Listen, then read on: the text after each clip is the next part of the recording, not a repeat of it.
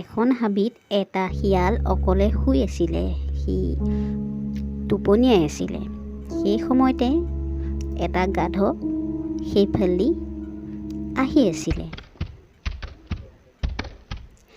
শিয়ালটোৱে গাধৰ লগত বন্ধুত্ব কৰিলে। দুয়ো একেলগে খায়, একেলগে থাকে, একেলগেই ফুৰে। এদিন দুয়ো ঘূৰি ফুৰোঁতে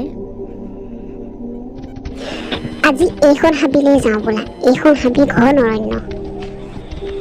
ব'লা বন্ধু যাওঁ ফুৰিবলৈ। সৈতে সেই হাবিত এটা সিংহ গৈ আছিলে। শিয়াল আৰু গাধৰ পলাবলৈ বাট নোহোৱা হ'ল। সিহঁতে যথেষ্ট ভয় খালে। সিংহটোৱে আক্ৰমণ কৰিবলৈ দৌৰি আহিল। সেই সময়ত শিয়ালে এটা বুদ্ধি ভাঙিলে। সিংহই সিহঁতক যাবলৈ মানা কৰিলে। তহঁত নাযাবি ইয়াৰ পৰা, তহঁতক আজি খাম। তৎক্ষণাত বুদ্ধি ভাঙিলে আৰু সিংহৰ কাণে কাণে ক'লে যে এই গাধটো আপোনাৰ বাবে আনিছোঁ, আপুনি খাওক, মোক জীৱন দান দিয়ক। যে গাধ এটা নিৰীপানী, শিয়ালৰ দৰে চতুৰ বাগি সি দৌৰি পলাব নোৱাৰে।